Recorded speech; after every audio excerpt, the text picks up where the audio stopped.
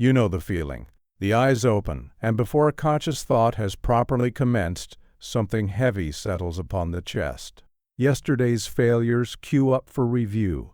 Today's difficulties loom larger than they shall appear by noon. A voice, your own voice, speaking against you, begins its familiar recitation of inadequacies, anxieties, and accumulated regrets. By the time your feet touch the floor, you have already been defeated, though no enemy has yet appeared. I have known this enemy intimately. What I called my black dog mood stalked me from youth, and I learned that they spoke most persuasively in those vulnerable moments between sleep and waking. For years I surrendered those mornings, believing that one's interior weather was simply given, a meteorological fact about which nothing could be done. I was profoundly mistaken. The morning mind is not a theater in which we sit as passive audience. It is a command center from which orders may be issued. The voice that speaks first claims authority for the day. What I discovered, and what I shall teach you, is how to ensure that the first voice is your own, speaking words of your choosing, establishing premises that serve rather than sabotage you. 10 declarations, spoken before the world intrudes, can transform the architecture of your existence. Let me show you how.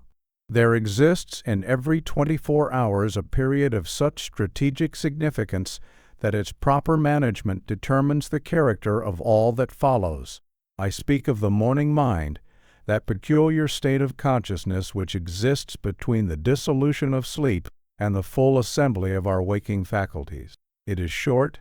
During this interval, which extends perhaps 15 to 30 minutes from the first stirring of awareness, the human mind operates under conditions fundamentally different from those which govern its later hours. The sentries have not yet assumed their posts. The critical faculties which later examine and reject unwelcome suggestions lie dormant still. Whatever voice speaks first to this undefended consciousness establishes itself with an authority it could never claim against the fully awakened intelligence.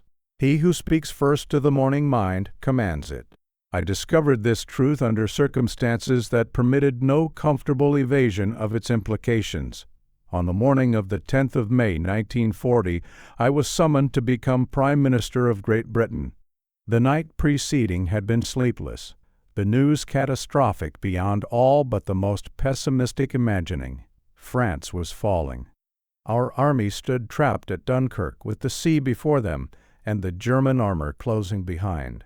The comfortable assumptions upon which British security had rested for a generation lay shattered like broken crockery upon the floor of history. Yet upon waking, if one can call it waking when sleep has scarcely visited, I perceived with terrible clarity that my first thoughts would determine whether I could lead a nation or merely preside over its funeral. My colleague, Lord Halifax, awoke that same morning to the same facts, the same intelligence reports, the same maps showing German advances. He concluded that terms should be sought whilst terms could still be obtained.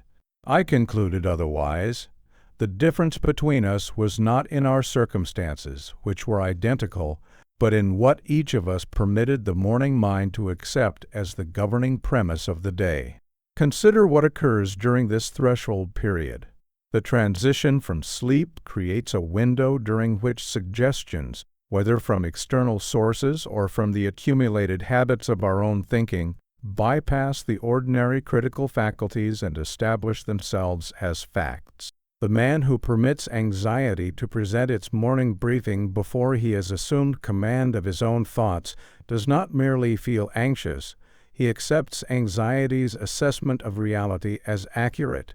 The woman who allows self-doubt to speak first does not merely doubt, she accepts doubt's evaluation of her capabilities as true.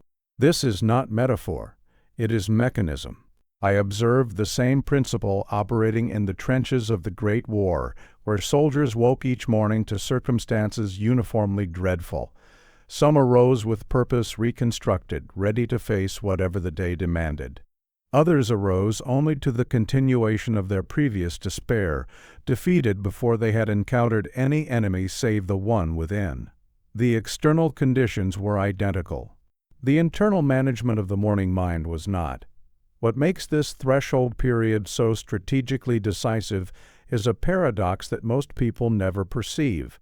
The same vulnerability that permits defeat to establish itself also permits victory to be planted. The morning mind's receptivity is not merely a danger but an opportunity.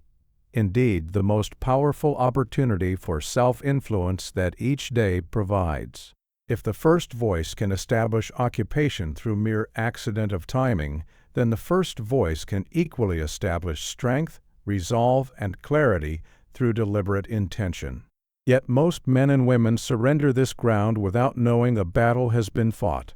They wake and immediately reach for correspondence, for news, for the accumulated demands of others.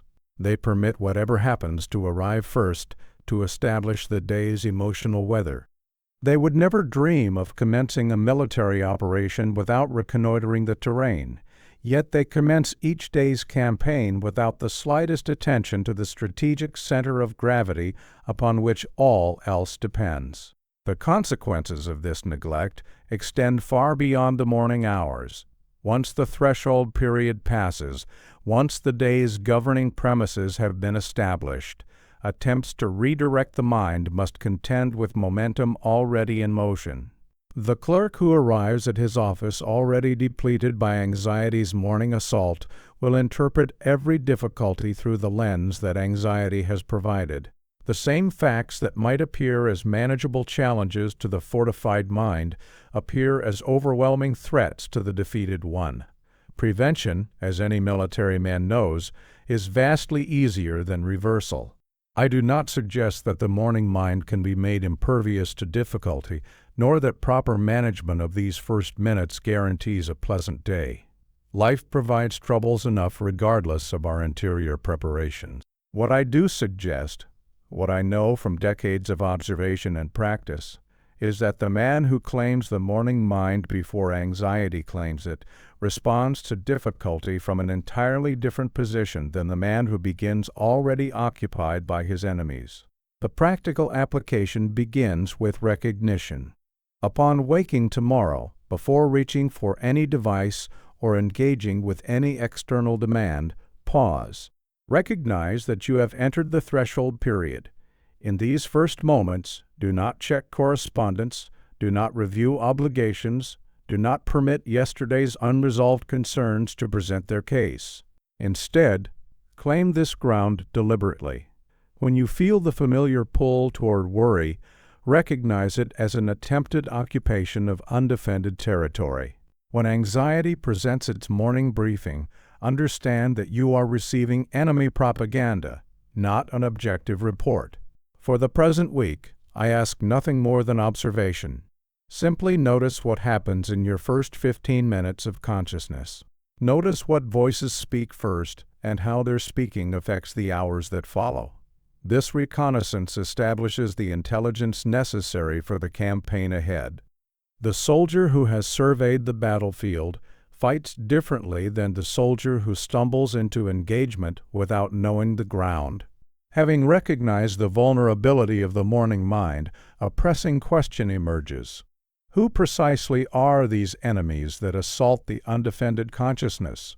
What specific forces establish occupation whilst we sleep? They are not infinite in number, nor are they unknowable. We turn now to name and examine them. The enemies within do not sleep. This is not metaphor, but observable fact, as demonstrable as the disposition of hostile forces upon a military map. Whilst you rest, whilst consciousness retreats into the sanctuary of sleep, the adversaries of your peace position themselves at the gates of awareness, prepared to establish their occupation the moment perception flickers into being. Understanding these enemies, their number, their tactics, their characteristic approaches, is the first requirement of effective defense. In the trenches of the Great War, I knew a young officer whom we shall call Jameson. He possessed every quality one might desire in a subordinate: intelligence, courage, breeding, education. Yet each morning I watched him wake to assault by forces invisible to any observer, but devastating in their effect. His eyes would open, and immediately I could perceive the colonization beginning. Anxiety seizing the forward positions, doubt infiltrating the command center, accumulated regret occupying the reserves. By breakfast he was already defeated, though the day's actual battles had not yet begun. The same breakfast, the same weather, the same tactical situation that left other officers resolute left Jameson depleted. I watched these forces destroy capable men throughout that war, not by the violence of shell and bullet, which at least grant the dignity of external causation, but by the quiet occupation of the morning mind. The before, a soldier waking. The after, a man defeated before breakfast. Through years of observation, of others and, with perhaps more difficulty, of myself, I have identified 5 primary adversaries that assault the morning consciousness. They are finite in number, they are consistent in method, and they may, once identified, be countered. The first adversary is anticipatory dread. This enemy presents the day's obligations as overwhelming, the challenges ahead as insurmountable.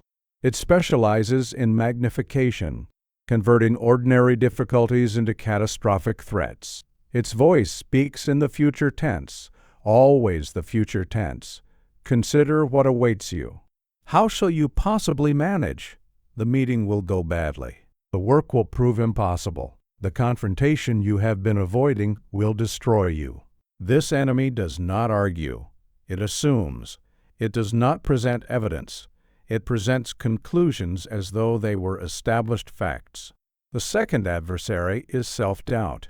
Where anticipatory dread attacks circumstance, self-doubt attacks identity. It questions whether you possess the qualities necessary for the day's demands. It whispers of past failures and future inadequacies. Its characteristic voice says, "Who are you to think yourself capable of this? Remember what happened last time. Others could manage this. You cannot. You have been pretending competence. Today the pretense will be exposed." The third adversary is resentment. This enemy redirects attention from your own agency to the injustices of others. It nurses grievances until they consume all available energy. Its voice is seductive because it offers the comfort of victimhood. Remember what they did. Remember what you are owed. Why should you exert yourself when they treated you so badly? Your failure would be their fault, not yours. Resentment is perhaps the most dangerous of the 5 because it feels justified. The grievances it rehearses may indeed be legitimate. The injustices it recalls may indeed have occurred, but legitimacy and utility are different questions. A man may nurse a legitimate grievance whilst that grievance destroys his capacity for action. The question is not whether the resentment is justified, but whether its occupation of the morning mind serves your purposes or defeats them. The fourth adversary is accumulated regret. This enemy replays past mistakes and missed opportunities, ensuring that yesterday's failures colored today's possibilities. Its voice says, "If only you had done differently. See what you have made of yourself." The path not taken would have led to happiness. This path leads only to further disappointment. Regret chains the morning mind to a past that cannot be altered, rendering the present, which can be altered, inaccessible to genuine engagement. The fifth adversary is existential heaviness. This enemy questions purpose itself, asking why effort should be expended when all ends in futility. Its voice carries a certain false wisdom. What is the point? Nothing truly matters. Your efforts will be forgotten. Your achievements will crumble. Why struggle against the inevitable? This adversary wears the mask of philosophical sophistication, but its sophistication serves despair. Now you must understand that these 5 adversaries do not announce themselves by name. They speak in your voice. They present themselves as your own thoughts, your own reasonable assessments, your own hard-won wisdom about the nature of things. This is their most effective camouflage. The man who believes his self-doubt is merely accurate self-knowledge cannot perceive it as an enemy to be resisted. The woman who believes her dread is merely prudent anticipation cannot recognize it as an occupying force. The practical application of this knowledge begins with identification. When you recognize the voice of anticipatory dread, name it silently. This is the first adversary, presenting magnified threats. When self-doubt speaks, identify it. This is the second adversary, attacking my sense of capability. The act of identification begins to separate you from the enemy. You are no longer simply experiencing the assault, you are observing it from a commander's perspective. This week, practice identifying which of the 5 adversaries speaks most frequently in your morning mind. Notice their preferred times of attack, their characteristic phrases, their specific effects upon your energy and resolve. Do not yet attempt to defeat them. That comes later. For now, simply observe and identify. The general who knows his enemy's disposition fights differently than the general who stumbles blindly into battle. We have identified the enemies. Now we must understand the terrible cost of their continued occupation. What happens to a man who surrenders his morning day after day, year after year? The accumulating consequences demand our attention. There is an arithmetic to surrender that most people never calculate. One day's defeat seems insignificant. A poor morning, a depleted afternoon, an evening of vague dissatisfaction. What of it? Tomorrow presents another opportunity. Yet this comfortable dismissal obscures a truth that reveals itself only across years. The cumulative effect of morning surrenders compounds with terrible mathematical precision. A year's defeats reshape character. A decade's defeats determine destiny. The man who might have been is murdered gradually by 10,000 small capitulations that leave no visible wound. I observed this arithmetic operating upon 2 men I knew at Harrow. Let us call them Edwards and Thornton. They arrived at school with approximately equal endowments, similar intelligence, similar family circumstances, similar opportunities stretching before them. Neither was marked for particular distinction, nor doomed to particular failure. They were, as boys, simply 2 among many, indistinguishable in promise. By the age of 50, the distinction had become impossible to miss. Edwards had achieved what might be called a successful life: comfortable position, respectable standing, adequate income. Yet those who had known him at school could perceive the diminishment. The vitality that had animated the boy had slowly receded from the man. The confidence that had seemed natural at 18 had contracted into caution at 50. The sense of possibility that characterizes youth had been replaced by a careful management of limited expectations. He was successful, yes, but he was somehow less than he had been. Thornton presented the opposite trajectory. His capacity for action had expanded rather than contracted. His influence had grown. His evident enjoyment of life had increased rather than diminished with age. At 50, he was more fully himself than he had been at 18, not merely older but larger, as though the years had added substance rather than subtracted it. What accounted for this divergence? Not any single decision, not any dramatic turning point, not any visible catastrophe or triumph. The difference traced back to 10,000 mornings, each one establishing either expansion or contraction by margins too small to notice at the time. Edwards had surrendered his mornings unconsciously, permitting the familiar adversaries to establish occupation day after day, whilst believing that such small defeats could not possibly matter. Thornton had claimed his mornings not through any dramatic discipline, but through consistent attention to the strategic ground upon which everything else was built. Consider the mechanism by which this compounding operates. The man who begins his day in defeat proceeds through the hours with diminished energy. Diminished energy produces reduced action. Reduced action produces reduced results. Reduced results produce reduced confidence. Reduced confidence makes the next morning's defeat more likely and more complete. Each cycle of this spiral seems individually insignificant.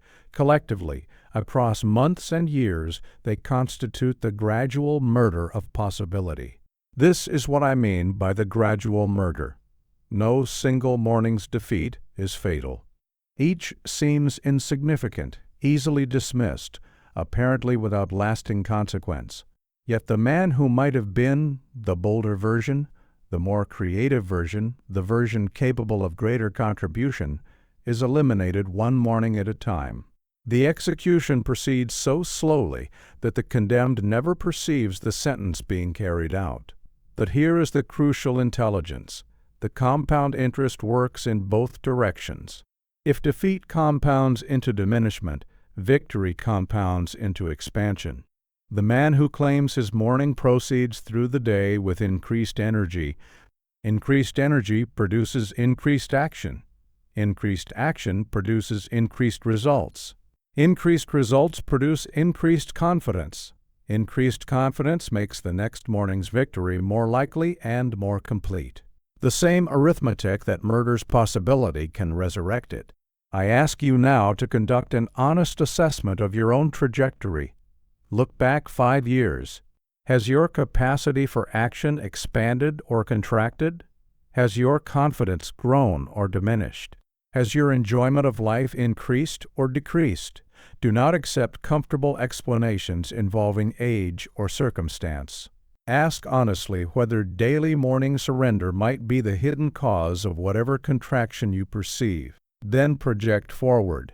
If current patterns continue for another 5 years, another 10, what will remain of your original possibilities?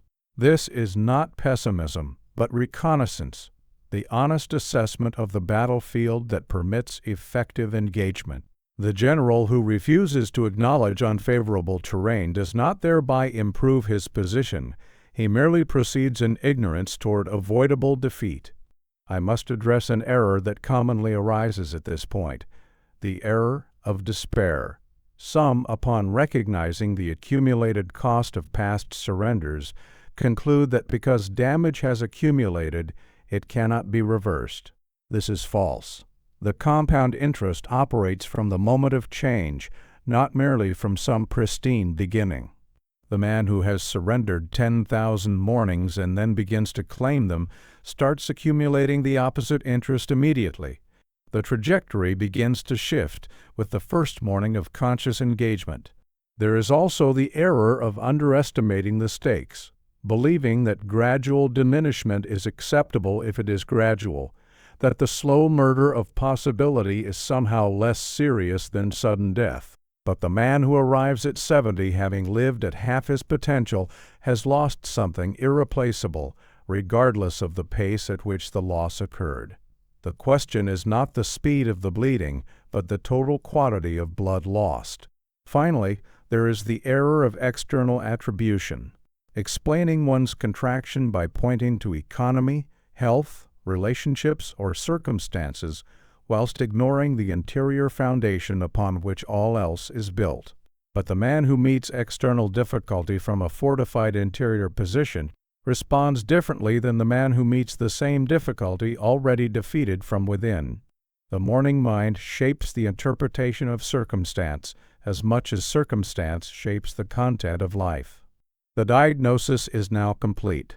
The battlefield has been surveyed, the enemies identified, the stakes clarified. The patient demands the cure. How is the morning citadel to be reclaimed? What weapons are available, and how are they to be wielded? We turn now to the architecture of victory.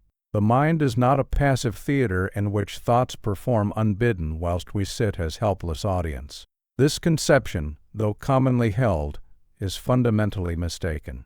The mind is rather a command center from which orders may be issued, directives may be given, and the disposition of mental forces may be arranged according to deliberate intention. This is the foundational truth upon which all else depends. Grasp it firmly, and the morning battle becomes winnable. Miss it, and no technique will avail. I discovered this truth during what historians now call my wilderness years. That long decade between 1920 and 1939, when I was excluded from government, dismissed by many as a finished man ranting about dangers others refused to see. Each morning of those years brought the temptation to bitterness, to self-pity, to the corrosive reflection that my country had rejected my warnings and would suffer accordingly. The adversaries of the morning mind had ample material with which to assault me. Yet during those difficult years, I learned something that would prove more valuable than any ministerial portfolio.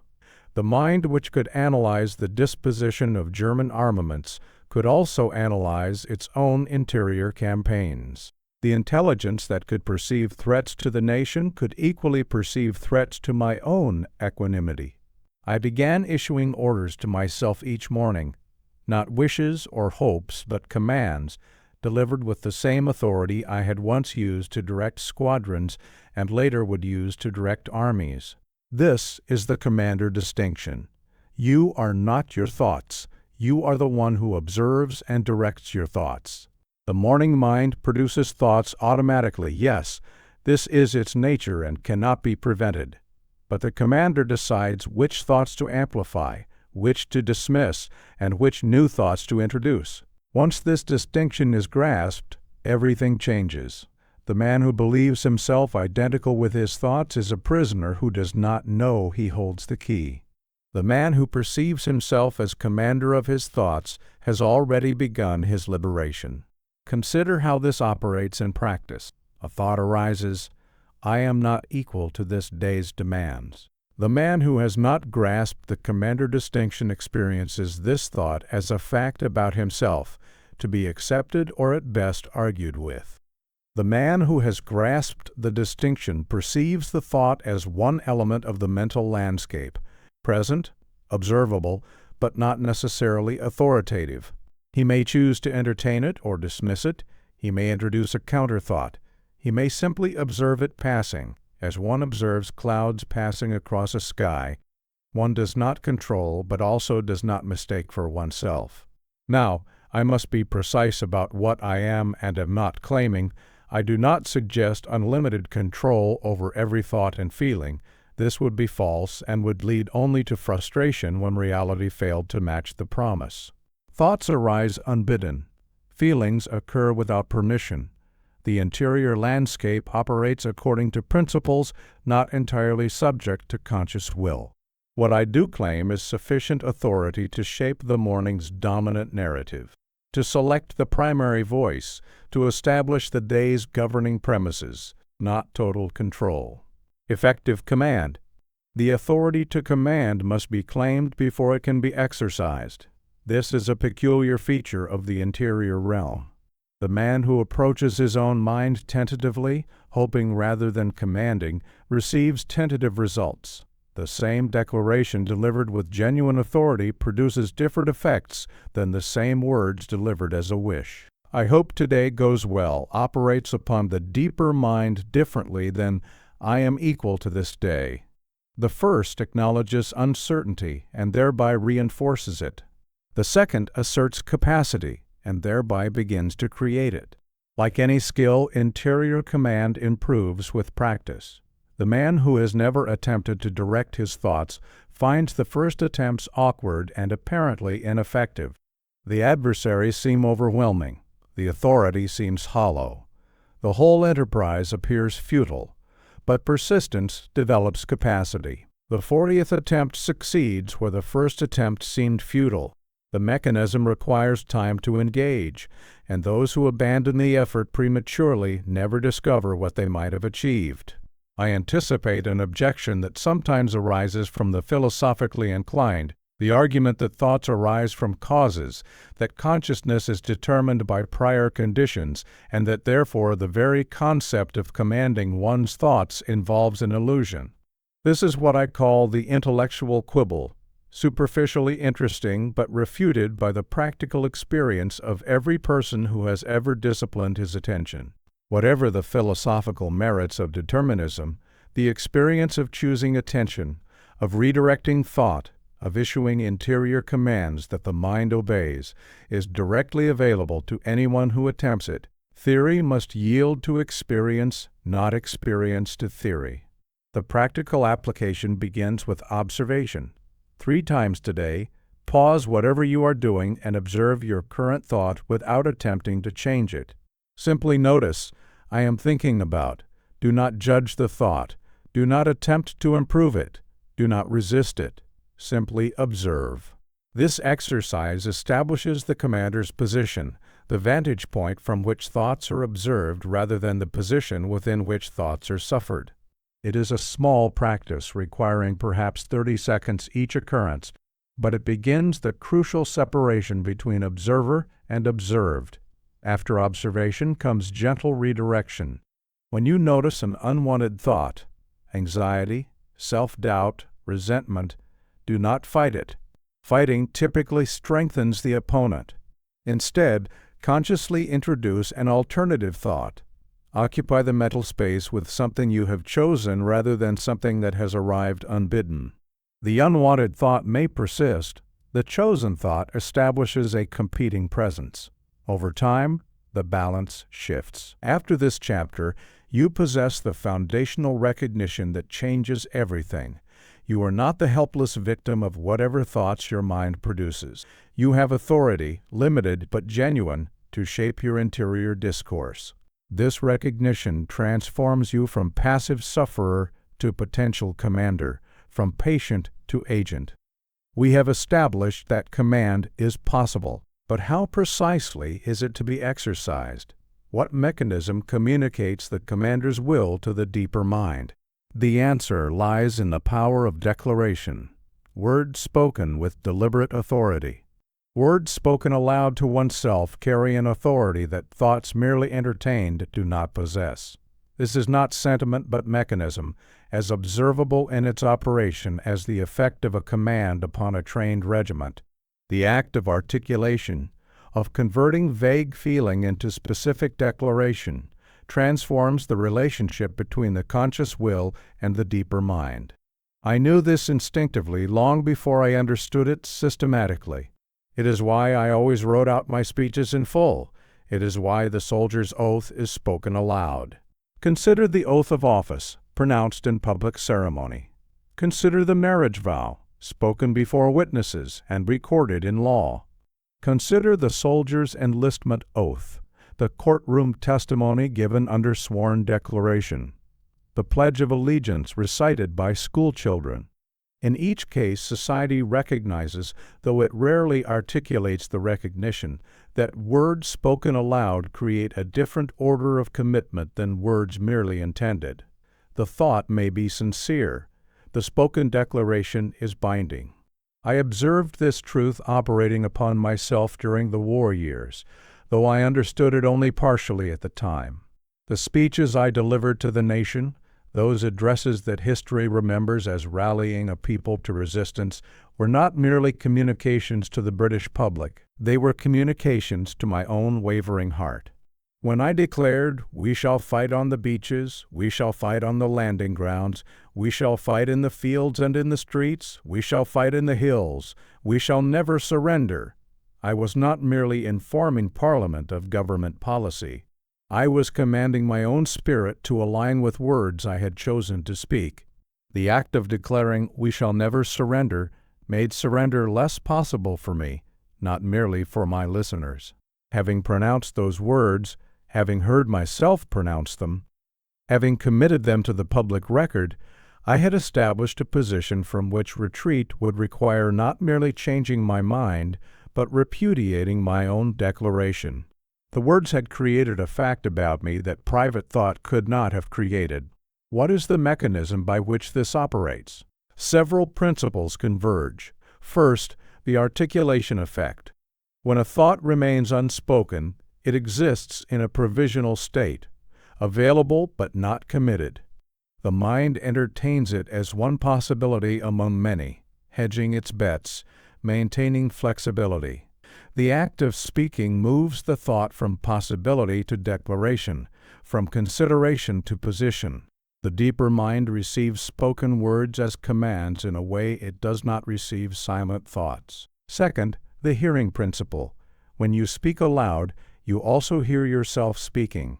This creates a feedback loop in which the declaration enters through multiple pathways. You experience the act of speaking, the physical engagement of breath, voice, mouth, tongue. You simultaneously experience the act of hearing, the words entering through the ears as though spoken by another. The impact is multiplicative, not merely additive. The declaration arrives at the deeper mind from several directions at once. Third, the commitment mechanism. Once words are spoken, even to an empty room, they create a form of commitment. The self has declared a position and must now either honor it or acknowledge retreat. This subtle pressure toward consistency is an ally in the morning battle. The man who has declared, "I am equal to this day," and then proceeds to act as though he were not equal, must contend with his own prior declaration. The dissonance is uncomfortable. Resolution tends toward alignment. Fourth, the precision requirement. Silent thoughts can remain vague, their contours undefined, their commitments ambiguous. Spoken words demand specificity. You cannot speak a fog. The act of articulation forces clarity. You must choose particular words, arrange them in particular sequence, deliver them in particular tone.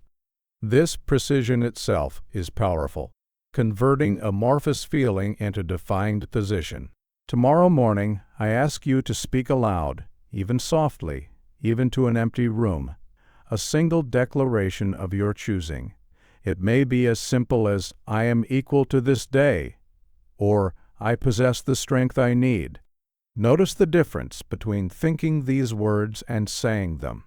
Observe the subtle but distinct shift in how the statement registers. If you feel self-conscious, recognize this as evidence of the power of spoken words. You feel self-conscious precisely because speaking aloud is a more significant act than silent thought. Let the self-consciousness confirm rather than prevent the practice. I offer you a comparative test. Select any affirming statement that addresses your current situation. First, think this statement silently 5 times. Notice its effect, whatever effect it produces or fails to produce. Then speak this statement aloud 5 times. Notice the different effect. Finally, speak the statement aloud whilst looking at yourself in a mirror. Notice again. This progression demonstrates the escalating power of articulation. The mirror is not vanity. It is intensity. The eyes that look back are your own, receiving your declaration. The errors to avoid are these. First, gabbling the words without deliberate rhythm or conviction. Declarations must be spoken as pronouncements, not as recitations one wishes to complete as quickly as possible. The manner of speaking carries content as surely as the words themselves. Second, embarrassment, allowing the sense of strangeness to prevent the practice. The soldier feels strange the first time he marches in formation. The strangeness passes with repetition. Third, expecting the words to feel true before speaking them. This reverses the mechanism. Speaking precedes feeling. Declaration precedes conviction. After this chapter, you understand the mechanism by which interior command is communicated. You recognize that your voice is an instrument of self-governance, that articulation creates commitment, that the spoken word carries authority the silent thought cannot match. You are now equipped with the primary tool of morning victory. We know now that spoken declaration carries power. But what exactly should be declared? Not all formulations operate with equal effectiveness. The architecture of the declaration itself, its grammar, its tense, its specificity, determines its impact upon the deeper mind. The architecture of effective declaration follows precise principles, as exact in their operation as the laws governing the trajectory of artillery shells. Not all formulations carry equal force. Not all phrases penetrate to the same depth. The difference between a declaration that transforms and a declaration that dissipates lies in structure, in the grammar, the tense, the specificity, the personal claim. Master this architecture, and you possess a weapon of remarkable precision. Ignore it, and your declarations fall short of their target. Let me illustrate with a comparison that will make the principle unmistakable. Imagine I had said, during the darkest days following Dunkirk, when invasion seemed imminent and our position appeared hopeless, we will try not to be defeated and hopefully things will improve in the future. Now compare what I actually said. We shall fight on the beaches, we shall fight on the landing grounds, we shall fight in the fields and in the streets, we shall fight in the hills, we shall never surrender. The content is similar. Both express an intention to resist, but the structure creates entirely different effects upon the hearer and, crucially, upon the speaker himself. One leaves room for doubt, for qualification, for retreat. The other establishes fact. One hopes, the other declares. One describes a wish about the future, the other announces a present identity. The grammar of victory differs fundamentally from the grammar of aspiration. The first principle is present tense. I am confident penetrates more deeply than I will become confident.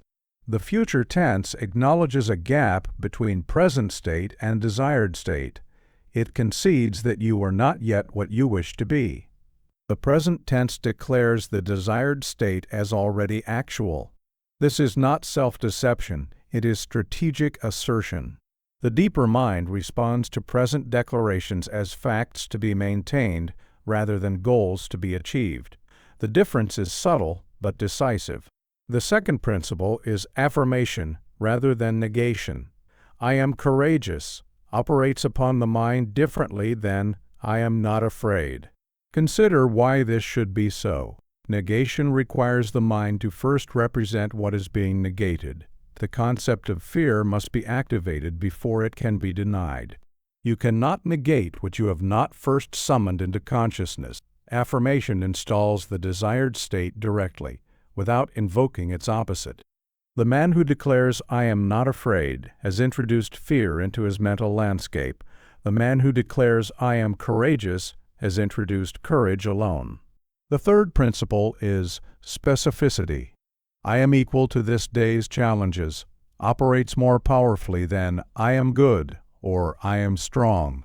Vague declarations slide off the mind like water off oiled canvas. Specific declarations engage attention, create clear reference points, establish definite commitments.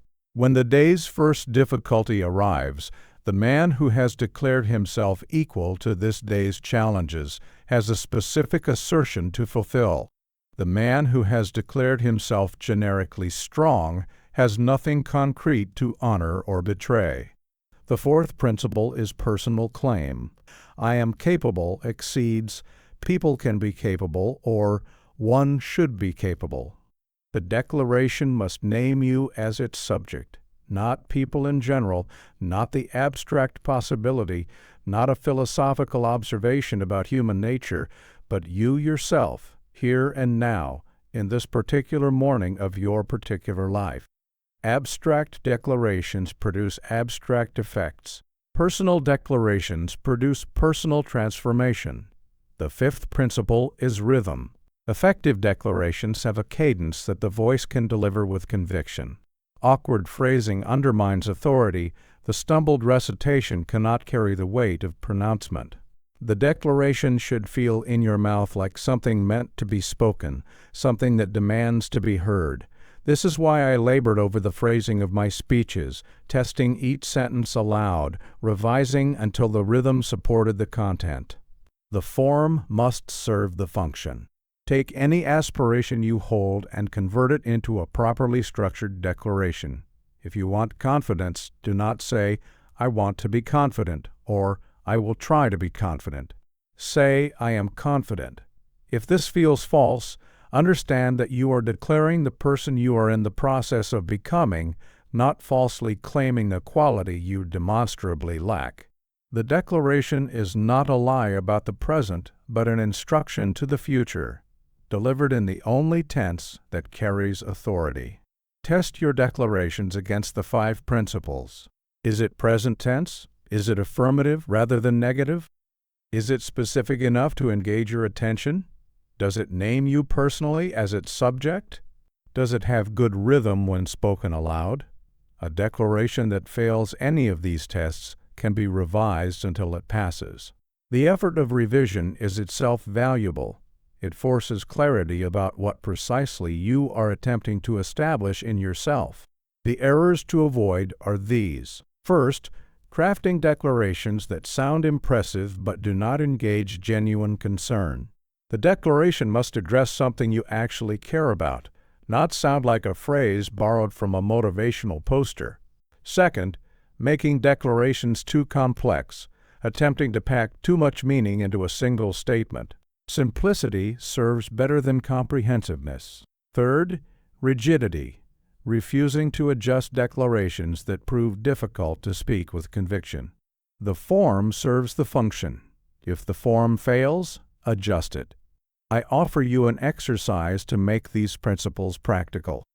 Write 3 declarations for yourself, each addressing a different challenge you currently face. Check each against the 5 structural principles.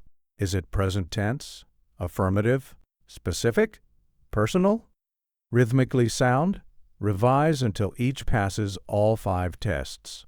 Then speak each aloud, noticing which feel most natural and powerful in your voice.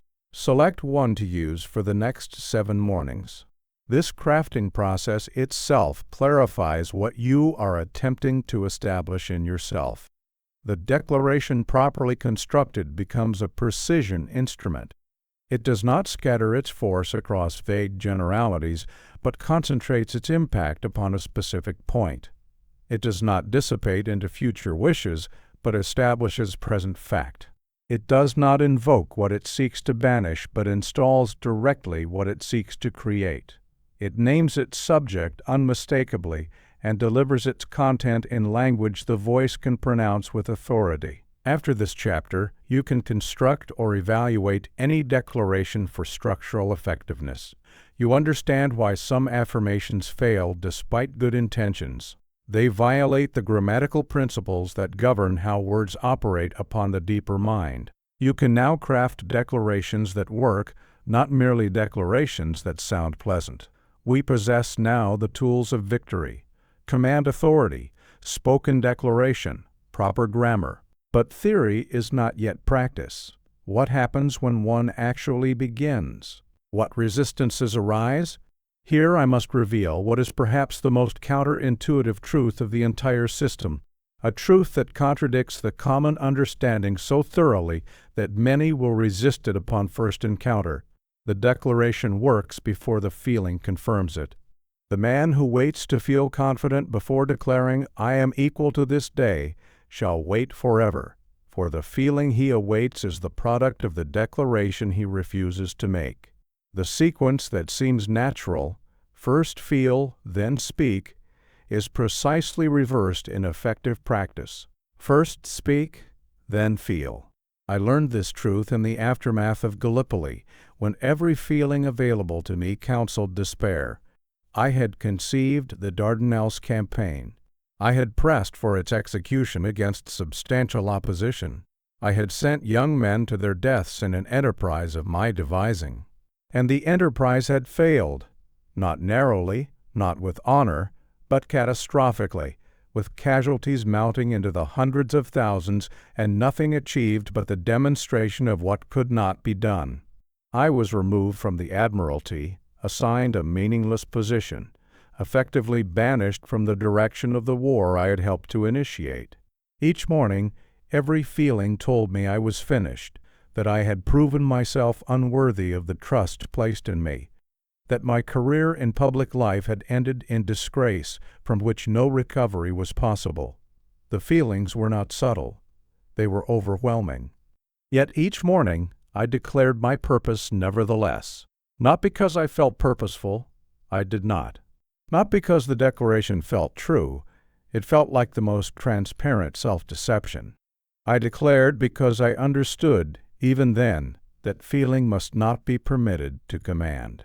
The declaration came first, spoken to the shaving mirror with whatever conviction a man who did not yet possess conviction could muster. The feeling, when it finally arrived, came later, sometimes hours later, sometimes days later, but it came. This is the priority reversal that distinguishes effective practice from futile wishing. Conventional wisdom says, first feel confident, then declare confidence, for to declare what one does not feel is dishonesty. The effective practice reverses this completely. First declare confidence, then feel it emerge, for the declaration is not a report on existing conditions, but an instruction that creates new ones. The declaration is cause, not consequence. Consider the accomplished actor preparing to perform a scene of rage. He does not wait until rage visits him spontaneously, then proceed to capture it in performance. He delivers the lines, assumes the posture, produces the voice, and rage arrives. The physical and verbal enactment summons the corresponding emotion. The morning practice operates upon identical principles. Deliver the declaration, and the corresponding state follows.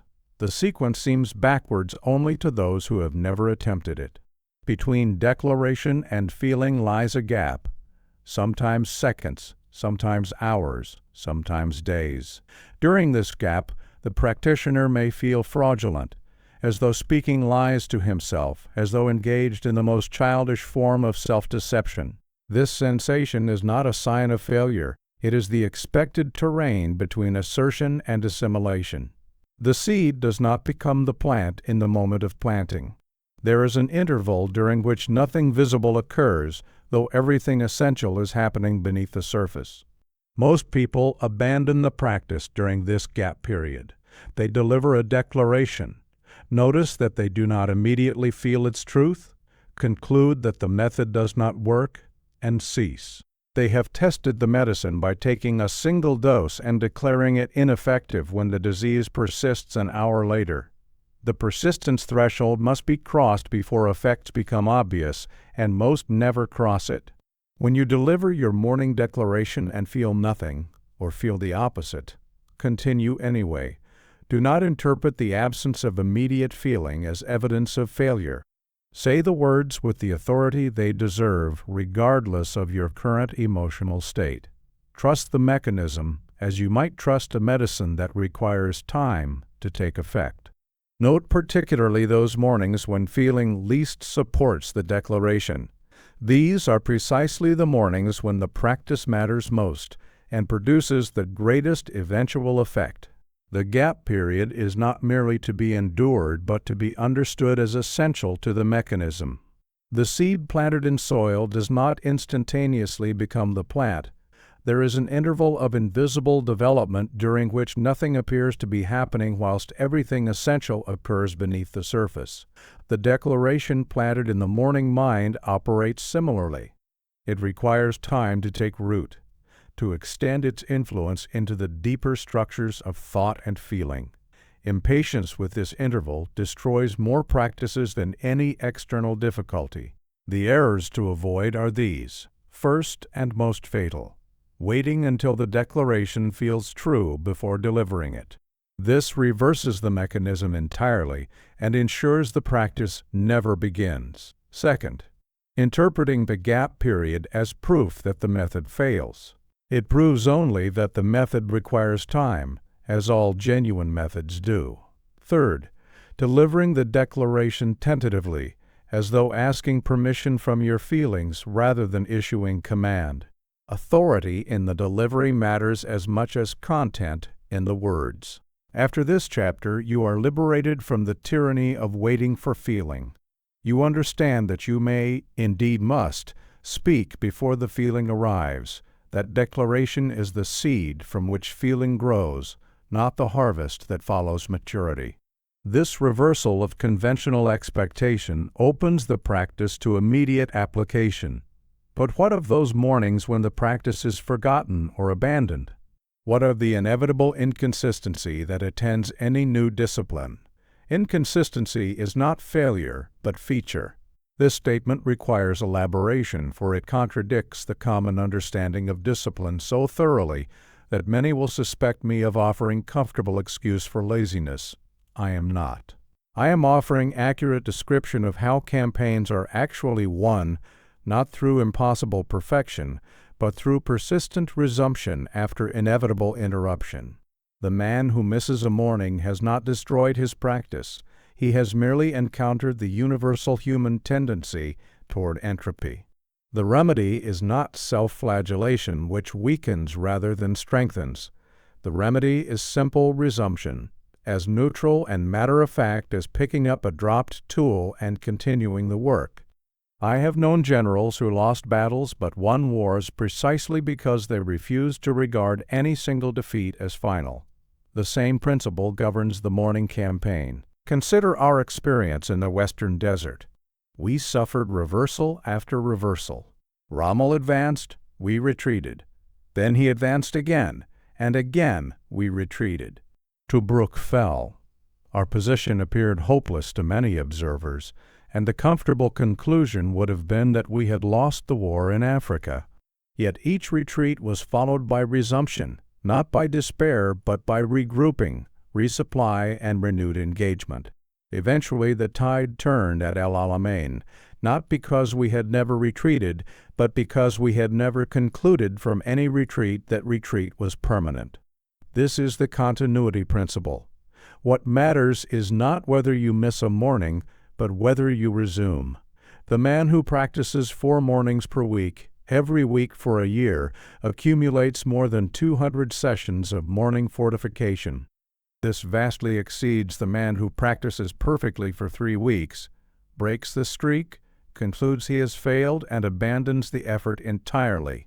The first man's inconsistency has not prevented success. The second man's perfectionism has guaranteed failure. When a morning is missed, the temptation is to criticize oneself harshly, to interpret the miss as evidence of weakness, insufficient commitment, fundamental inadequacy. This criticism generates negative feeling about the practice itself. The negative feeling makes the next morning's practice less likely. The missed practice generates more criticism.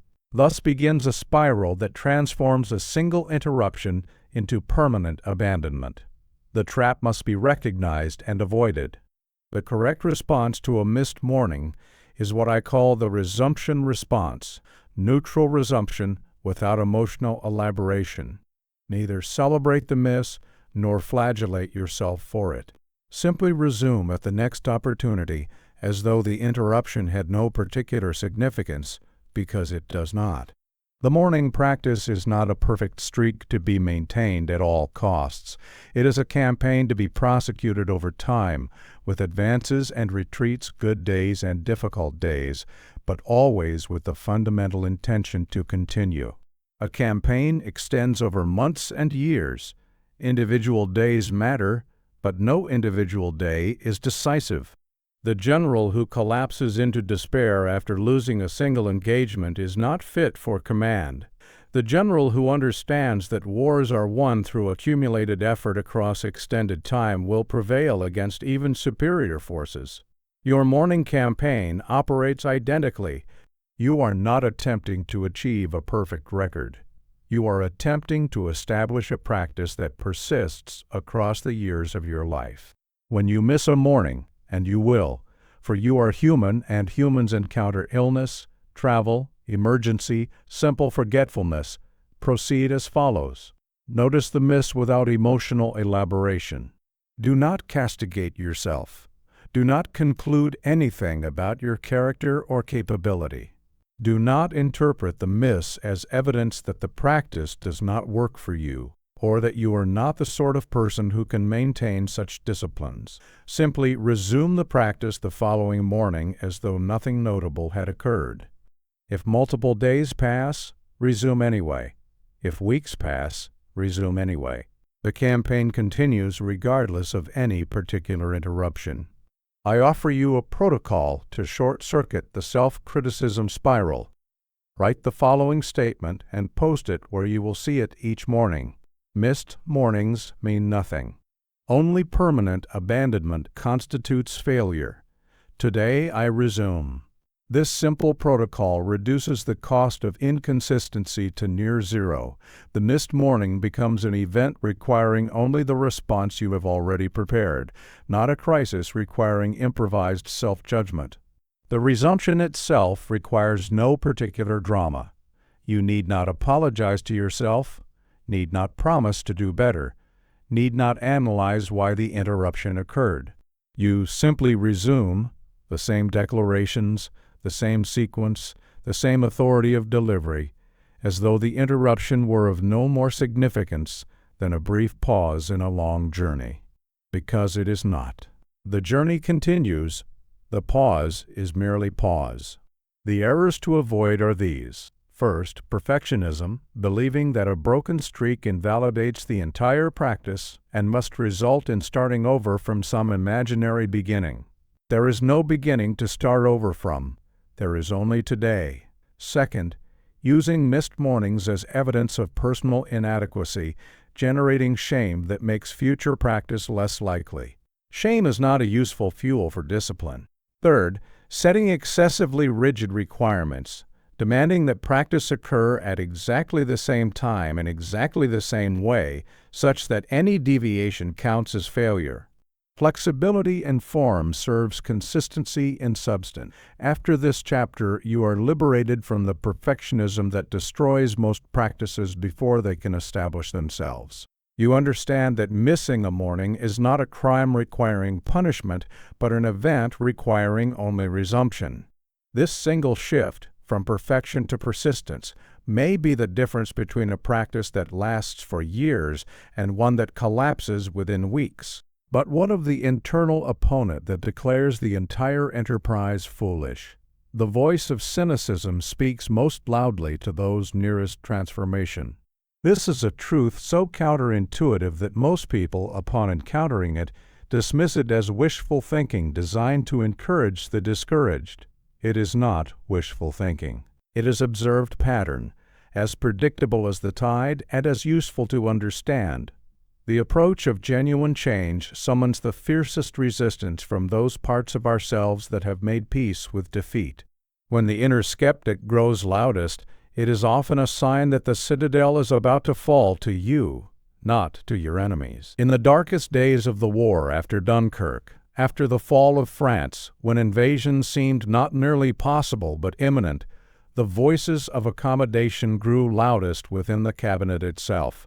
Certain ministers counseled that terms should be sought whilst terms could still be obtained, that negotiation with Hitler might preserve something of British independence, where continued resistance would preserve nothing.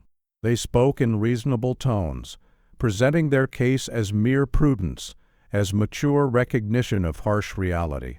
I perceive then what I share with you now.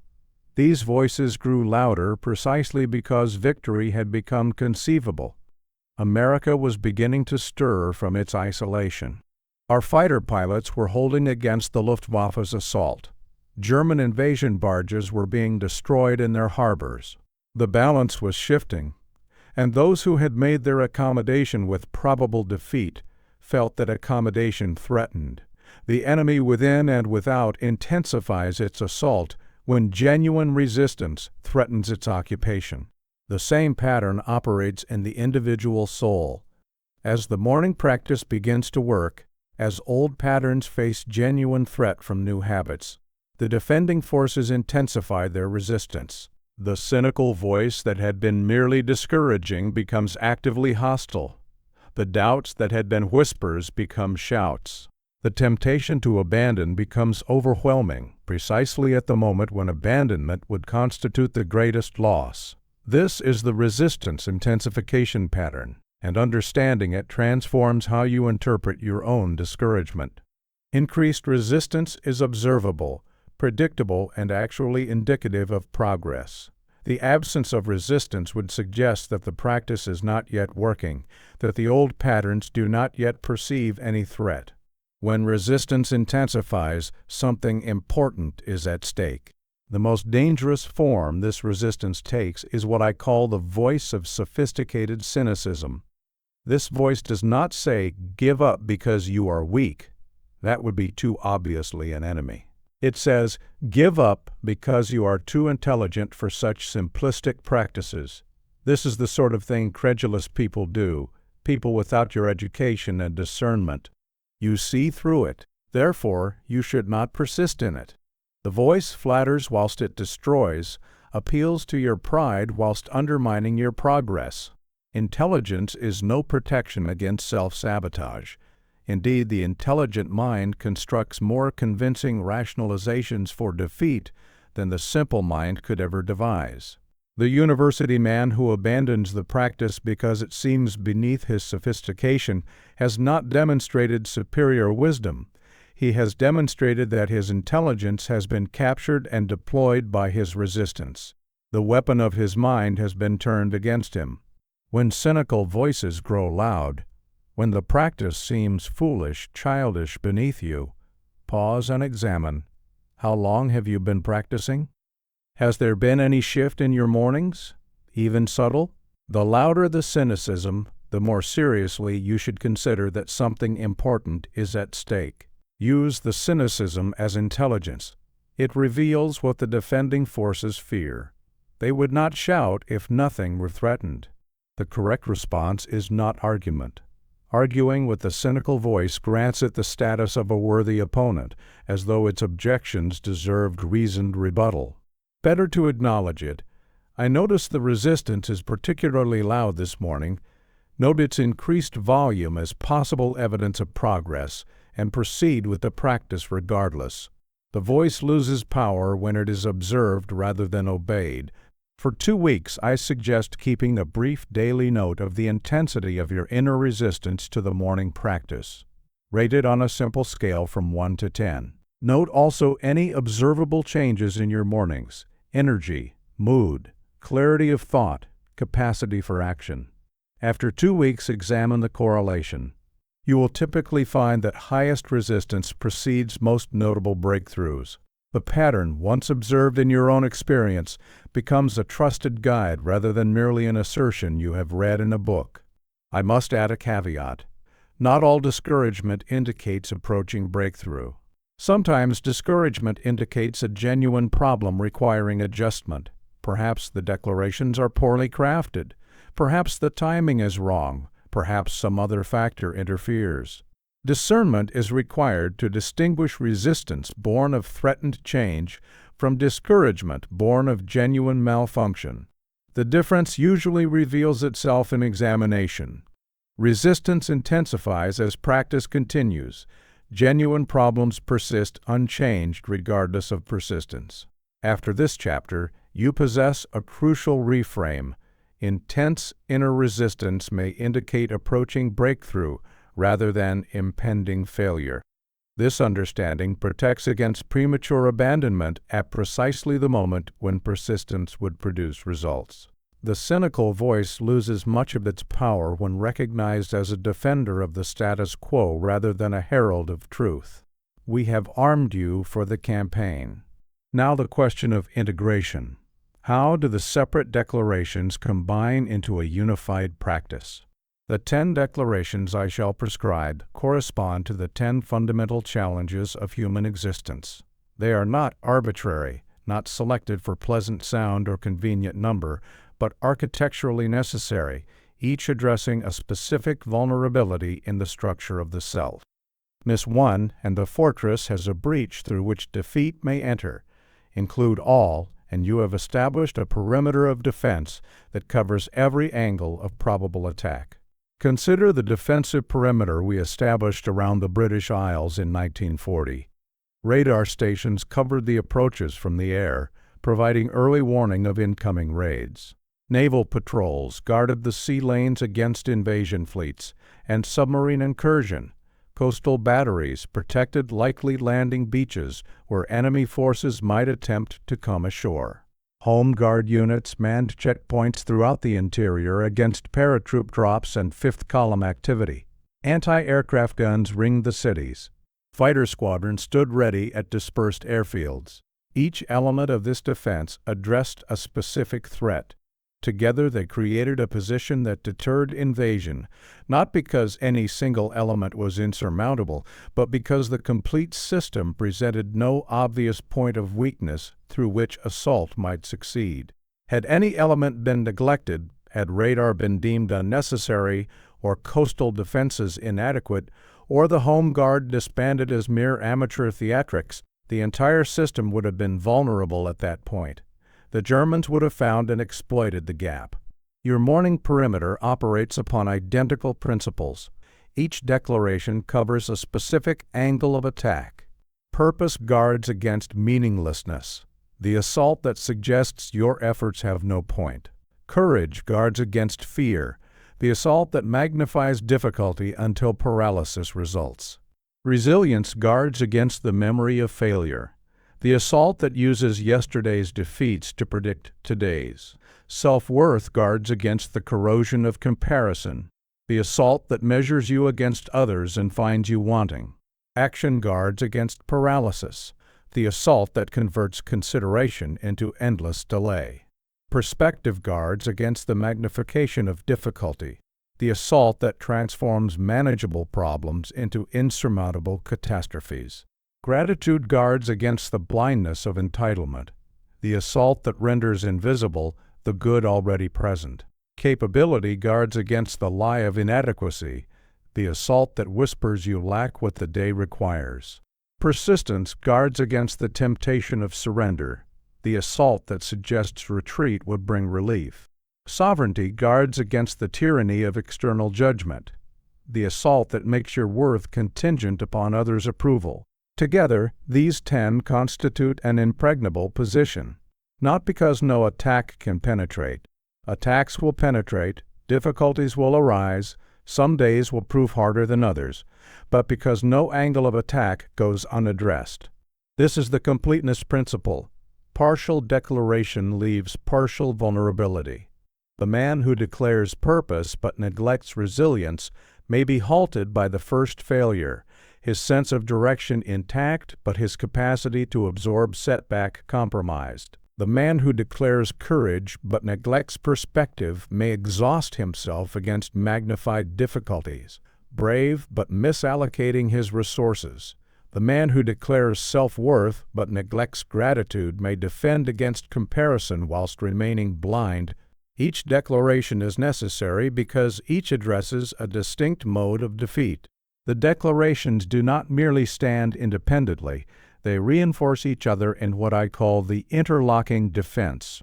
Purpose supports persistence. The man who knows why he acts finds continuation easier than the man who acts without reason. Gratitude enables perspective. The man aware of present good interprets difficulties more accurately than the man who sees only what is lacking. Self-worth reduces vulnerability to external judgment. The man who has established his own value need not seek validation from others. The full set creates defensive synergy exceeding the sum of its parts. The 10 declarations follow a particular sequence beginning with foundational identity and proceeding through increasingly specific applications. This sequence has been tested and refined. It works better than random arrangement, just as military formations work better than disordered mobs. Memorize them in order. Practice them as a complete set, understanding that each addresses a specific vulnerability. When time is constrained, you may abbreviate, but recognize that abbreviation creates gaps. The morning when you skip the declaration of resilience may be the morning when failure arrives. The morning when you omit sovereignty may be the morning when criticism penetrates. Better to declare all 10 briefly than 5 elaborately. Coverage matters more than depth on any individual declaration. When the day goes poorly despite morning practice, examine which declaration was omitted or inadequately delivered. The gap will often be apparent in retrospect. Fear entered through undeclared courage. Comparison corroded through undeclared self-worth. Past failure paralyzed through undeclared resilience. This gap analysis enables correction, not self-criticism, but tactical adjustment for the following morning. The errors to avoid are these. First, selective practice. declaring only those elements that feel comfortable whilst neglecting those that feel awkward. The awkward declaration often addresses your greatest vulnerability. Avoidance leaves precisely that vulnerability exposed. Second, rushing through the set to complete it quickly, reducing each declaration to empty recitation without presence or authority. Better to declare 5 with full conviction than 10 without genuine engagement. Third, believing that having memorized the declarations, you have completed the work. Memorization is merely equipment. Delivery is combat. The soldier who has memorized the manual but never fired his rifle is not prepared for battle. I recommend writing out the 10 declarations and, beside each, noting the specific threat it counters. This creates an explicit map of your defensive system. Then review your recent difficult days, which threats penetrated and which declarations might have blocked them. This analysis connects the abstract practice to concrete protection, transforming the declarations from phrases to be recited into defenses to be deployed. After this chapter, you see the complete architecture of morning defense. You understand why 10 declarations are necessary, not 9, not 11, and what specific threat each addresses. You can diagnose gaps in your defense by examining which difficulties penetrate. The morning practice now appears as a unified system rather than a collection of separate exercises. But how does this morning state propagate through the hours that follow? That is our next inquiry. The morning state propagates through the day by a mechanism as predictable as the ripples that spread when a stone is dropped into still water. This is not mysticism but mechanics, observable, consistent, and useful to understand. Each decision made from the morning's established position bears the imprint of that establishment. Each response to difficulty reflects the foundation laid before breakfast. The man who declared sovereignty over his spirit at 7 o'clock responds differently to the provocation that arrives at 3 than the man who surrendered his morning to the familiar adversaries. Let me trace a single day in 2 versions that the mechanism may become unmistakable. In the first version, the man awakens to assault by the familiar adversaries, anticipatory dread, self-doubt, the accumulated weight of yesterday's unfinished concerns. He surrenders his morning unconsciously, permitting these forces to establish the day's governing premises. By the time he arrives at his office, he is already depleted, though the day's actual challenges have not yet presented themselves. At 10 o'clock, a colleague offers criticism of his work. To the depleted mind, this criticism lands with disproportionate force. It confirms the self-doubt that established itself at dawn. It validates the anticipatory dread that predicted difficulty. He responds defensively, perhaps sharply. The relationship suffers a small injury. At noon, a setback occurs in an important project. To the mind already shaped by morning defeat, this setback appears catastrophic, not a problem to be solved, but a confirmation of inadequacy. His response is paralysis rather than action. By 3 o'clock, he has abandoned an important initiative because the obstacles seemed insurmountable. By evening, he returns home irritable, short with his family, convinced that the day has proven what he suspected upon waking. The day has unfolded as the morning predicted it would, not because the morning possessed prophetic power, but because the morning established the interpretive framework through which every subsequent event was processed. Now consider the second version. The same man, the same circumstances, the same events awaiting him. But this man delivers his morning declarations before engaging with the day. He establishes his perimeter, claims his command authority, speaks the words that install purpose, courage, resilience, and sovereignty in the threshold period before the defenses have fully awakened. At 10 o'clock, the same colleague offers the same criticism. To the fortified mind, this criticism registers as information rather than attack, data to be evaluated, not an assault to be repelled. He responds thoughtfully, perhaps even gratefully. The relationship strengthens rather than suffers. At noon, the same setback occurs. To the mind established in morning strength, this setback appears as a problem requiring solution. An obstacle, yes, but not a catastrophe, not a confirmation of inadequacy.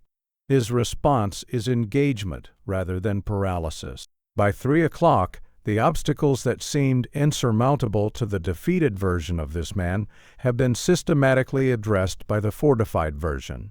By evening, he returns home with energy remaining, present to his family, aware that difficulties arose but satisfied that he met them from a position of strength. Same events, different responses, different outcomes, all traced back to what occurred before breakfast. This is what I call the cascade effect. Each response shapes subsequent circumstances, and each response flows from the state in which it is made. The depleted man's sharp reply to morning criticism damages a relationship that might have supported him through later difficulty. The fortified man's measured response strengthens a relationship that becomes an asset as the day progresses. These different trajectories compound throughout the hours, so that by evening the two versions of this man inhabit what appear to be different days, though the external events were identical. The morning state shapes not merely how we feel, but how we perceive. The same facts appear different to the defended mind than to the defeated mind. The criticism that seems devastating to one appears constructive to the other. The setback that seems final to one appears temporary to the other. This is not optimism in the shallow sense, not pretending that difficulties are not difficult, but accurate perception unclouded by the distortions that fear and doubt impose upon reality. Morning declarations establish what I call an energy reservoir from which the day's challenges draw. The man who begins depleted has no reserve. Each difficulty reduces him further until collapse becomes inevitable. The man who begins fortified can absorb difficulty without collapse. He has surplus capacity that permits response rather than mere reaction. The reservoir does not guarantee a pleasant day. Difficulties will arise regardless, but it ensures that difficulties do not automatically produce defeat. I recommend this practice. At midday and again at day's end, pause briefly to trace connections between your morning state and subsequent events. Notice how your response to the first challenge of the morning influenced what followed. Notice how your energy level after the morning declarations affected your afternoon decisions. This retrospective analysis builds awareness of the cascade effect and reinforces the value of the morning investment. The connections, once perceived, cannot be unperceived. Select one day this week for the day tracing exercise. At day's end, identify the 3 most significant events or interactions of that day. For each, trace backward. How did your state at that moment influence your response? How was that state shaped by earlier responses? How were those responses influenced by your morning condition? Follow the chain back to the threshold period. This exercise makes visible what normally remains invisible, the cascade from morning to evening, from declaration to consequence. The errors to avoid are these. First, expecting the morning state to persist without any decay. This is unrealistic. The effect diminishes through the day. A brief refreshment at midday can help sustain it. Second, blaming the morning practice when afternoon events go poorly, ignoring other factors that influence outcomes. The morning sets a foundation. It does not guarantee immunity from all difficulty. Third, magical thinking, believing that declaration alone without subsequent action will produce results. The morning state enables better action. It does not replace action. After this chapter, you perceive the connections between morning and afternoon, between the threshold period and the day's end. You understand that the morning practice is not an isolated ritual performed for its own sake, but the first cause in a chain of effects extending throughout your waking hours. This understanding multiplies the perceived value of the morning investment. But the ripple extends further still, beyond the individual day, to relationships, work, and one's contribution to the larger world. The integration extends beyond the individual to encompass relationships, work, and contribution to society. The man who commands his own spirit interacts differently with his family, his colleagues, his subordinates. He leads rather than manages. He inspires rather than merely directs. He serves from strength rather than performs from need. The morning practice transforms not merely the practitioner but his entire sphere of influence, making what might seem a private discipline into a matter of public consequence. I knew a captain during the Atlantic convoys, let us call him Sterling, who commanded a destroyer tasked with protecting merchant vessels from submarine attack. His ship's performance consistently exceeded that of identical vessels with similar crews and similar missions. The difference could not be attributed to superior equipment, for the equipment was standard. It could not be attributed to exceptional crew, for the crews were drawn from the same pool of naval personnel. The difference traced to Sterling himself. Each morning before dawn, alone in his cabin, Sterling conducted what he called his preparation, a practice I later recognized as precisely the discipline we have been discussing. He emerged each day with a quality that radiated outward through the ship. His officers found their own courage amplified in his presence. His crew discovered capabilities they had not known they possessed. The morning practice conducted alone in a small cabin produced effects that touched every man aboard by noon. This is the leadership effect. Self-governed individuals lead differently because they operate from a different foundation. They do not need validation from subordinates, so they can make unpopular decisions when circumstances require. They do not project their own anxieties onto situations, so they create calm in crisis rather than amplifying panic. They model the state they wish to cultivate in others, and human beings, being imitative creatures, tend to adopt the states modeled by those they follow. Sterling's self-governance became contagious. His commanded state became the ship's culture. Men who had served competently but without distinction on other vessels discovered excellence in themselves when serving under his command. The morning practice that he conducted alone transformed a community. This is not mysticism. It is the observable effect of interior state upon exterior influence. The effect extends beyond leadership to encompass all relationships. The morning fortified person brings different energy to his interactions with family, friends, colleagues. He listens without agenda because he is not seeking validation.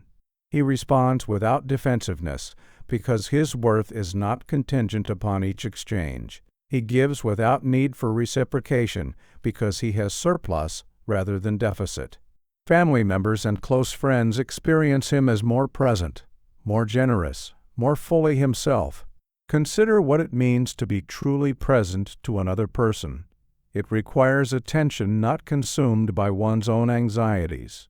It requires energy not depleted by interior struggle. It requires stability not shaken by every passing fear. The morning practice creates the conditions for genuine presence by settling the interior turbulence that normally prevents it. The fortified person can attend to others because he is not wholly occupied with attending to himself. Work performed from a fortified state differs in quality and effect from work performed from a depleted state. Problems that paralyze the defeated mind appear as challenges to the commanded mind, difficulties to be engaged rather than catastrophes to be survived. Creative solutions emerge that fear would have blocked. Connections appear that anxiety would have obscured. Output increases not through longer hours or greater strain, but through greater presence and clearer perception. The person who has established interior sovereignty possesses what I call surplus to give. He is not consumed by his own needs and anxieties, so he can attend to the needs of others. He is not depleted by his own interior battles, so he has energy available for contribution. This surplus is the ultimate extension of the morning practice, the creation of a self capable of genuine service rather than mere survival. I recommend this observation. Notice how your state affects those around you. After a fortified morning, Observe the quality of your first interaction with family or colleagues. After an unfortified morning, observe the same. Track how others respond to you differently depending on the state you bring. Children are particularly sensitive barometers. They respond to interior states that adults have learned to mask. This observation reveals the radiating nature of the practice and extends motivation beyond personal benefit to social responsibility. Draw a simple diagram with yourself at the center and concentric circles representing family, colleagues, friends, and broader community. For each circle, note how your morning state affects your interactions with that group. Identify specific improvements that have occurred since beginning the practice and specific improvements you intend to create. This sphere of influence mapping makes visible the radiating effect and clarifies its social dimensions. You are not merely improving yourself, you are improving your world. The errors to avoid are these. First, using the practice to manipulate others. Cultivating a state in order to extract from people rather than contribute to them. This corrupts the practice and produces results opposite to those intended. Second, expecting others to notice and comment on your transformation. They may not articulate what they perceive. The practice is not performed for recognition. Third, proselytizing, pressing the practice upon others who have not sought it.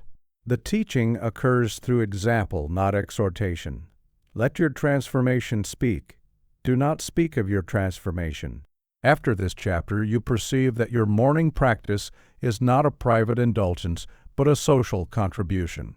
Your self-governance affects everyone within your sphere of influence. This expansion of perspective elevates the practice from self-improvement to service, from personal benefit to public good.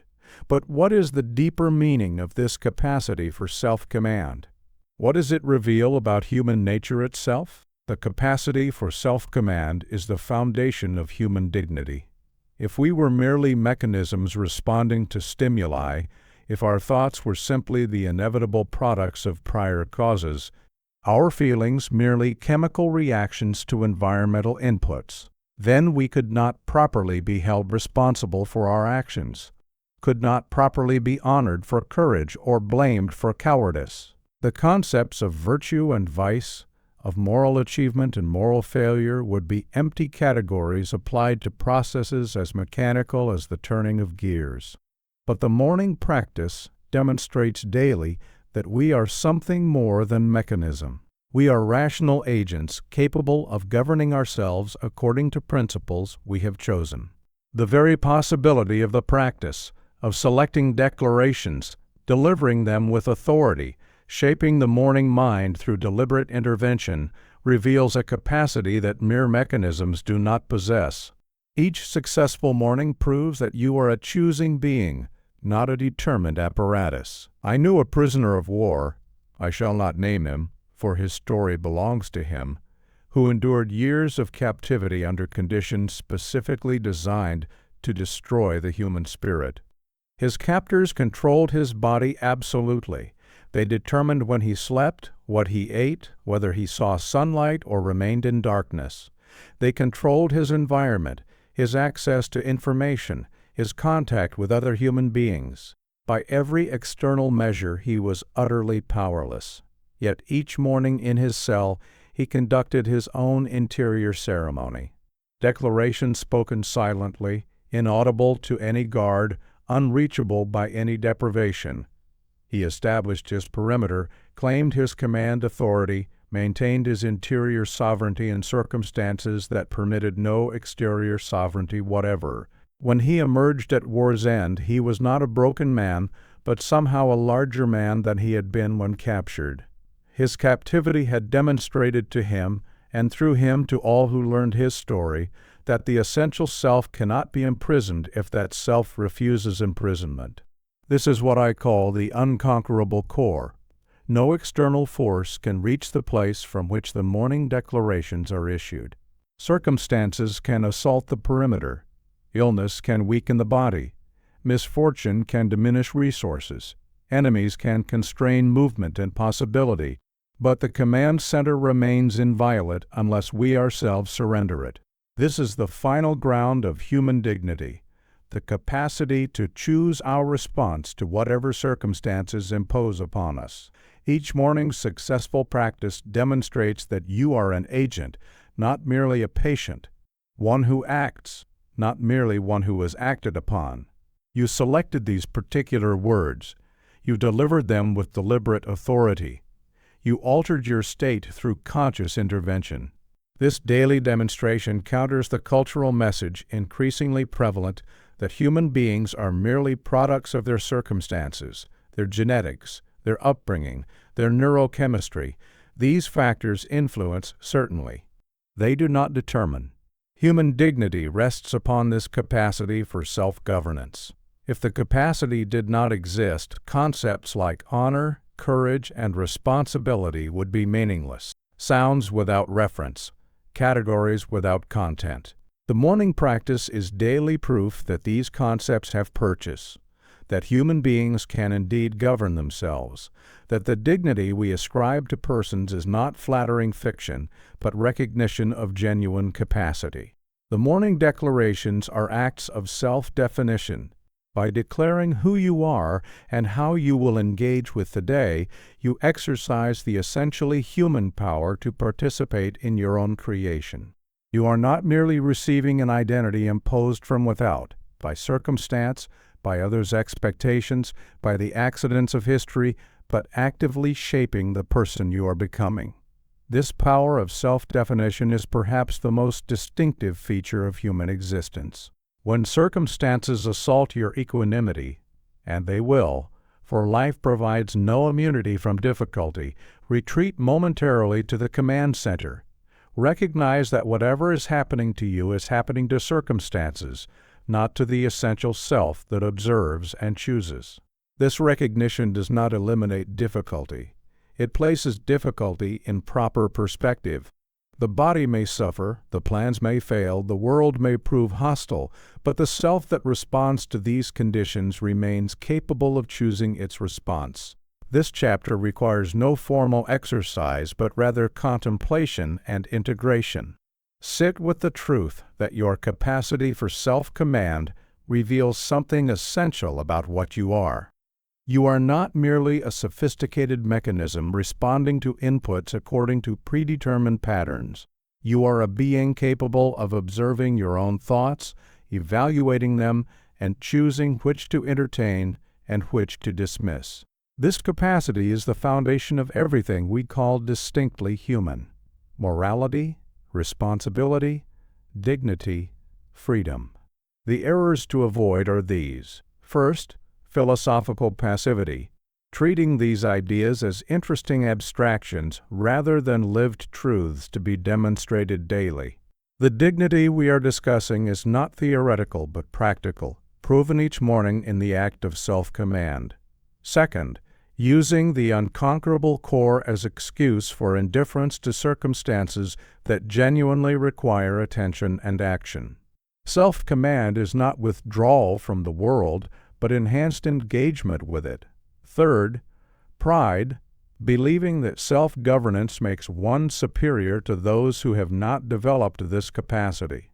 Dignity is inherent in every human being. The practice develops what is already present. After this chapter, you perceive that your morning practice is not merely useful, but philosophical, a daily demonstration of what it means to be human. This elevation of understanding converts the practice from technique to affirmation, from self-help to self-revelation. But this interior liberty has consequences for exterior liberty as well. What is the relationship between the governed self and the free society? Inner liberty is the precondition of outer liberty. This is not merely a philosophical proposition, but an observable truth, demonstrated most dramatically in moments of national crisis.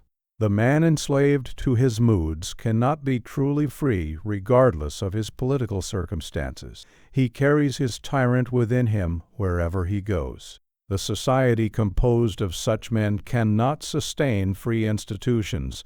They will surrender their liberty to the first demagogue who promises relief from the burden of self-governance. I witnessed this truth demonstrated in the darkest hours of our national peril. When the German bombers came each night during the Blitz, they encountered a civilian population that refused to behave as bombed civilians were supposed to behave. The calculations of our enemies had predicted panic, collapse, the disintegration of social order under sustained assault. They had seen such collapse in other nations and expected it in Britain. Instead, London continued functioning. Shop clerks reported to work through rubbled streets. Factory workers maintained production despite sleepless nights. The ordinary citizen, the clerk, the housewife, the pensioner, demonstrated a quality that no military calculation had anticipated. This was not heroism in the dramatic sense. It was something more fundamental. It was the accumulated product of countless interior disciplines, the inherited understanding that one's response to circumstances is one's own choice. The exterior freedom of Britain was defended by the interior freedom of Britons. Had the population consisted of persons wholly subject to their fears, persons who had never learned to govern their interior states, the bombers would have achieved their objective without ever landing a soldier on British soil. The nation would have surrendered not to superior force, but to inferior self-command. The before. A people subject to fear. The after. A people who had governed their fear and thereby remained free. This is the interior-exterior connection. Political freedom without interior freedom produces license rather than liberty. A society of persons enslaved to impulse, governed by mood, incapable of sustaining purpose against difficulty. Such a society cannot maintain the discipline that free institutions require. It will either collapse into chaos or surrender to tyranny, seeking an external authority, the order it cannot generate from within. The person who cannot govern his moods is governed by them. This is a form of slavery, more intimate than any external bondage, a tyrant who cannot be escaped because he resides within the citadel itself. The morning practice is a daily act of emancipation from this interior tyranny. Each successful declaration is a small victory for liberty. Each morning of established sovereignty extends the domain of freedom in the only territory that ultimately matters. The practice of morning self-command is therefore not merely a private good, but a civic contribution. The citizen who governs himself is a better citizen, more capable of reasoned discourse, less susceptible to demagogues, more reliable in crisis. He does not require external authority to manage what he can manage himself. He does not seek in government the parental control he has failed to develop internally. He contributes to the reservoir of self-governance upon which free society draws. The practice connects us to the tradition of free peoples throughout history.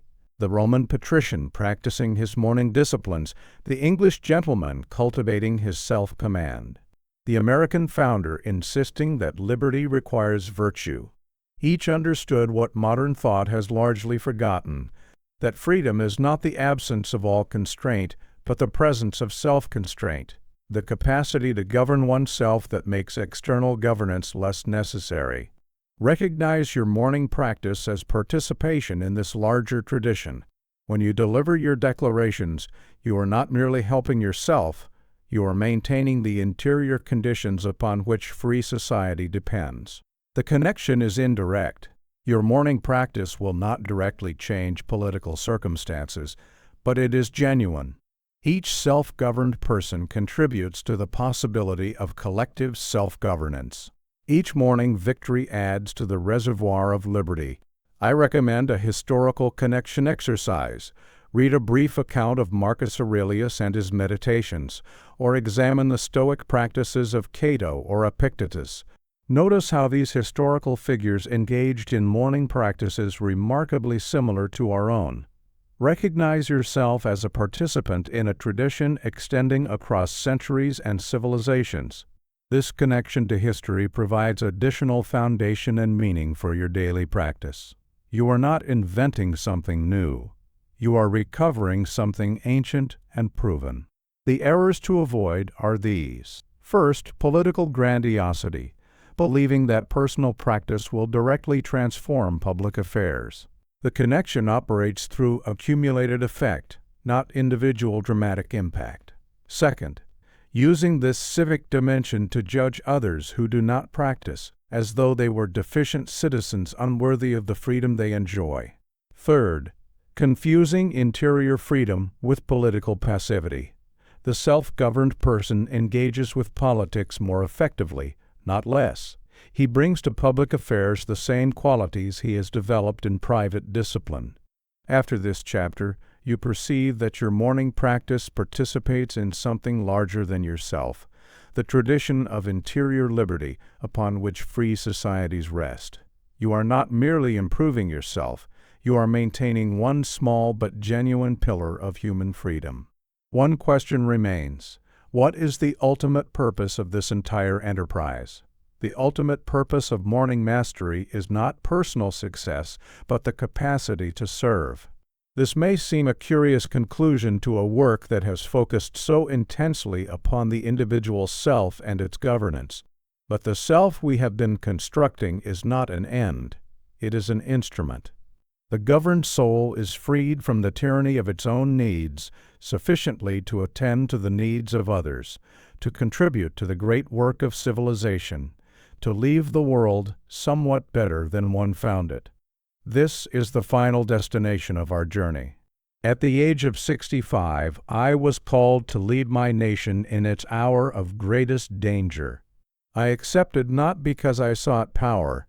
Those ambitions had long since been satisfied and disappointed in their satisfaction, but because I had something to give that might serve the survival of what I believed worth preserving. The morning disciplines I had practiced for decades had not been preparation for personal achievement. They had been preparation for this moment of service. Every declaration spoken to a shaving mirror, every morning of established sovereignty, every campaign of persistence through the wilderness years, all of it had been building a self capable of bearing weight that would have crushed the man I might have become without them. The practice had not been self-improvement for its own sake, but construction of a vessel capable of carrying what needed to be carried. The before, self-improvement as end in itself. The after, self-improvement as preparation for contribution. This is the surplus principle. The self-governed person has surplus to give. He is not consumed by his own anxieties and needs, wrestling endlessly with interior adversaries that drain all available energy. He has settled those accounts sufficiently to have something left over, attention, energy, presence, wisdom, that can be directed outward toward others. Self-command creates capacity for service. Without the former, the latter remains forever beyond reach. Service performed from a commanded position differs fundamentally from service performed from desperate need. The former gives freely, without attachment to outcome, without requirement of recognition or reciprocation. The latter gives in order to receive. Validation, gratitude, a sense of worth derived from being needed. The former strengthens both giver and receiver. The latter depletes both. The morning practice enables the first kind of service by establishing the interior stability that makes genuine giving possible. The ultimate question is not, what did I achieve, but what did I contribute? Achievement can be entirely selfish. Wealth accumulated, status attained, victories won in competitions that benefit no one but the victor. Contribution inherently involves others. It asks what was given rather than what was gotten, what was built rather than what was acquired. The morning practice creates a self capable of answering the legacy question well, a self that has something to give and the stability to give it freely. I offer you the lighthouse metaphor as the final image of what we have been constructing. The lighthouse stands firm against every storm, not for its own sake, but for the ships that depend upon its constancy. It maintains its light through the darkest nights, not because darkness is pleasant, but because vessels need orientation. It neither pursues the ships it serves, nor retreats from the storms it weathers. It simply stands stable and luminous, useful precisely because it does not waver. The self-governed soul becomes such a lighthouse for others, a point of stability in turbulent waters, a steady light in darkness, a reliable orientation for those who have lost their way. This is the highest purpose of the morning practice. Not to feel better, though you may, not to achieve more, though you might, but to become a source of stability and light for those within your sphere of influence. The practice reaches its purpose only when it flows outward into the lives of others. Add to your morning declarations a final element: dedication. Having declared who you are and how you will engage with the day, declare also for whom and for what purpose. Today I am prepared to serve. This dedication orients the entire practice outward, ensuring that self-governance remains a means rather than an end. The governed self is not a trophy to be admired, but an instrument to be employed. Identify 3 ways your growing self-governance might enable greater contribution to others. These need not be grand gestures: presence to a child who needs attention, patience with a colleague who tries your forbearance, wisdom offered to someone struggling with difficulties you have learned to navigate. Write these 3 possibilities and commit to actualizing at least one this week. The practice reaches its purpose only when it flows outward into the lives of others. This contribution inventory connects your interior work to exterior effect. Review it weekly. Add new possibilities as your capacity grows. Track which contributions you have actualized and what effects they produced. Over time, this inventory becomes a record of service enabled by self-governance, concrete evidence that the morning practice has fulfilled its ultimate purpose. The errors to avoid are these. First, using service as another form of self-aggrandizement, performing contribution in order to be seen and praised. Genuine service is often invisible. Second, neglecting self-governance whilst attempting to serve others. This produces burnout and resentment, not sustainable contribution. A lighthouse that neglects its own foundation eventually topples. Third, grandiosity, believing that contribution must be world-changing to be worthwhile. Most service occurs in small, local, unremarked acts. These are not lesser than great public achievements, they are often greater. And so we arrive at the destination toward which this entire journey has been directed. The surrendered citadel may be reclaimed. The architecture of resolve may be constructed. The campaign of persistence may be sustained. The unified command may be established. And through all of this, the sovereignty of the soul, that birthright of every human being, may be recovered and exercised, not as an end in itself, but as preparation for service, contribution, and the leaving of the world somewhat better than one found it. What I offer is not a promise of ease, but a promise of possibility. The morning battle will continue every day of your life. The difference is whether you shall fight it consciously, with strategy and discipline, or surrender it unconsciously to whatever forces happen to arrive first at the gates of your waking mind. The 10 declarations await you, 10 instruments of liberation, 10 keys to the citadel of your own soul. They cost nothing but consistency. They require nothing but resolve. They promise everything that matters. The battle for your morning, and thereby for your life, begins tomorrow. Let us ensure that this time victory shall be yours.